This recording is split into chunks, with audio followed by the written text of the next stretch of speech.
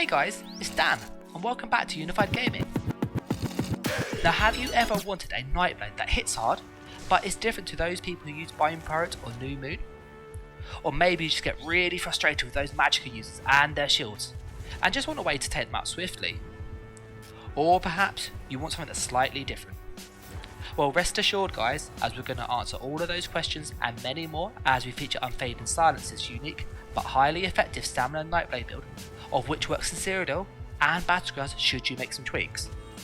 But before we jump in, if you do want to see more ESO content, then remember to subscribe, leave a like and comment, and why not consider sharing this video? It helped the channel and the video greatly.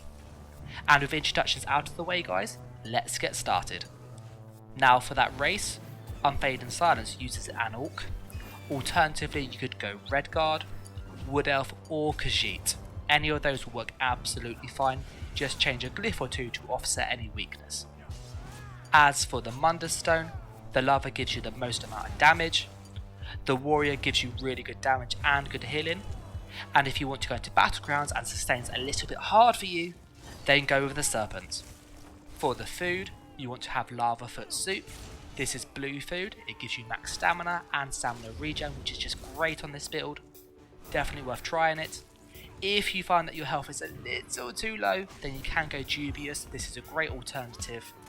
And if you are feeling a little bit wealthy or you want to min-max this, then you can go with Artaeum, take away Broth. As for those potions, you want to run Tri-Stat potions. They are undoubtedly the best potions that you can run.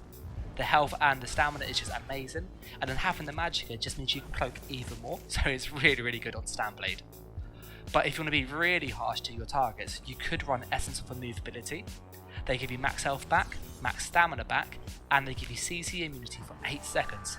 It's really nasty to fight against, so do give that a go.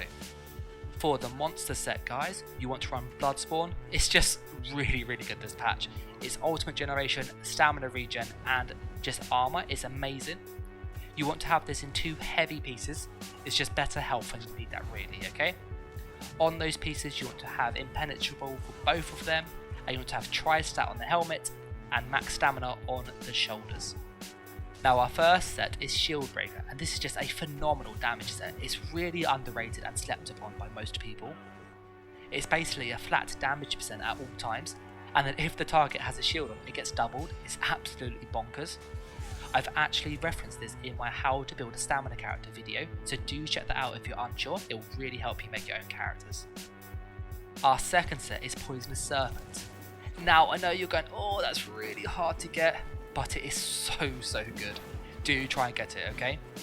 Basically when you deal damage with a poison ability and then you light attack a target who's got poison on them, you have a chance to do 4,000 to 5,000 poison damage on every light attack. It's a 50% chance. It's absolutely bonkers. And then obviously with the Lover Mundus, that bypasses armor even more, and with Shieldbreaker we get an extra 6% on top of that, so there's great synergy between those 2 sets there. And now you're probably going, Dan, how on earth do I set this up? This sounds complicated. Well, do pay attention, I will go through and resolve all of that now, okay? So you want to have a Shieldbreaker Maul, and you want this to be sharpened and a shock glyph. The Maul and the Sharpen is just extra penetration, which means Poisonous Serpent hits even harder than it would normally. And the Shock Glyph can proc minor vulnerability, so again we hit even harder than we would normally. So it's just really nasty, okay? To make us bulky and to mean that we actually can't be killed easily, you want to have a Blessing of Potente's Bow. This is absolutely broken, it's such a strong 2-piece set. And you want this to be defending to be even tankier. You then have a Disease Glyph on this, so that when we do our Poison Injection or our Venom Arrow, we can proc this on cooldown, which means we can give major defile to the target so they can't heal. It's horrible. Then for the sets, we actually have Bloodspawn as we've said. You want a heavy, so both of them are heavy. On the helmet it's a Tri-Stat and Impenetrable, and on the shoulder it's just Impenetrable and it's stamina, okay? So nothing fancy there. The next bit is a little bit fancy, so you do need to get this bit right, okay? So 2 pieces of Shieldbreaker body and a piece of jewellery. He has gone with Shieldbreaker chest and Shieldbreaker legs just because they're a bit easier to get, and he's gone with Tri-Stat and Tri-Stat on both of them and Impenetrable. And he's gone with a necklace and he's transmutated it to infuse just for even more weapon damage, okay? So you put a weapon damage glyph on the jewellery.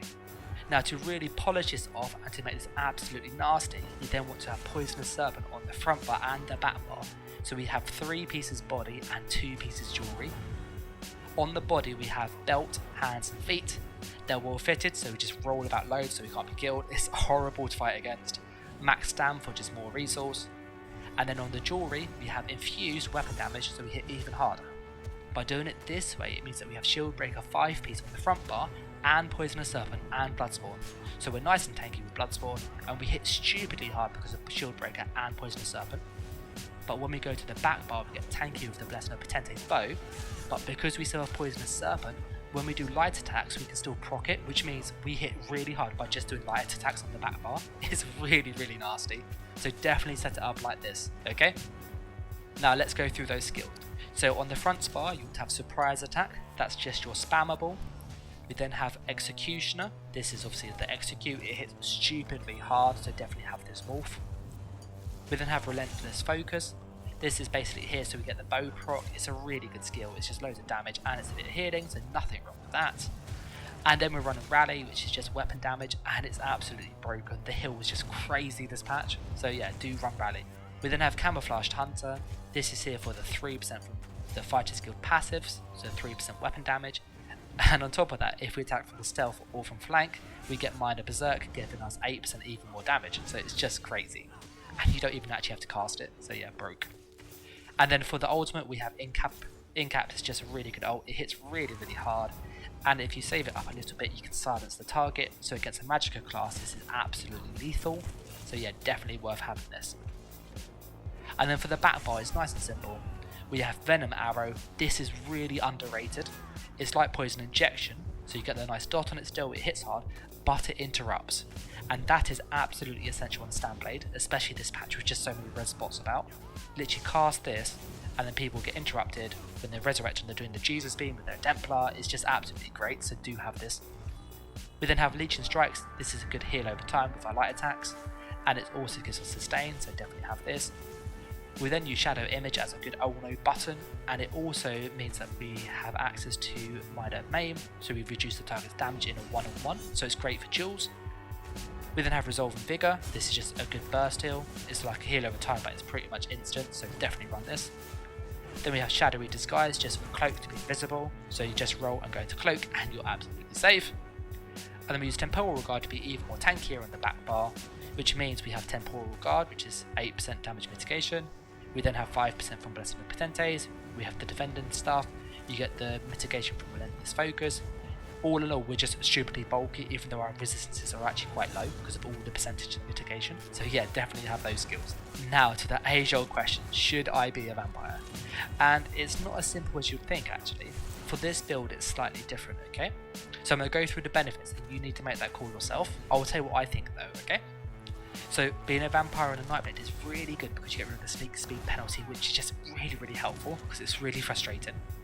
And then you get extra mitigation through the undeath passive, so you're nice and tanky on low health, and you get extra sustain as well. So it kind of does everything you really need. It helps fix a lot of the class issues. That said, you do get hit with fire damage ridiculously hard, and on top of that, if somebody hits you with something like Dawnbreaker, it hits you like a truck. There's no other way of saying it. It hits you like a truck. So personally, because I play Magicka classes normally, and I'm used to the drawbacks of being a vampire, I would suggest going with a vampire, because you can always take it off, you can always reset it to stage 1 and then you're absolutely fine pretty much from the fire damage, and if you're still not happy with it, then take it off completely. It's just a bit of gold, so give it a go.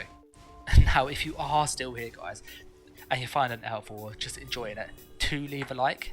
It sounds really simple, I know, but it really helps the video out, and it helps the channel. It shows the video to more people, and that's what we're about. We're trying to help other people get into PvP, growing a shared and unified community. So as I said, leave a like, leave a comment, and if you want to see more from us, then obviously subscribe. Turn on the bell so you don't miss anything, as we post regular ESO footage and gameplay and builds and all that good stuff. And I also put updates about the channel and our up and coming website so you know where to look. And before we wrap the video up, I want to say a big shout out to Captain TJ, who is literally single-handedly helping fund the channel through Patreon. He is literally the only person donating, and that donation is helping fund the website development. So if you want to see the website, you want to see it speed up, then obviously you know what to do, donate. There's a link in the description, but don't feel you have to. And before I forget, I want to say a big shout out to Unfading Silence for letting us feature his build. He's a phenomenal Nightblade, one of the best that I've seen. He's been manning it for 6 years. There's a link in the description where he's got loads more footage and he's got other builds that's definitely worth checking out. And with that said guys, we are going to wrap the video up here, so I'm going to catch you in the next one. Thanks for watching and for sticking around this long. Take care and bye.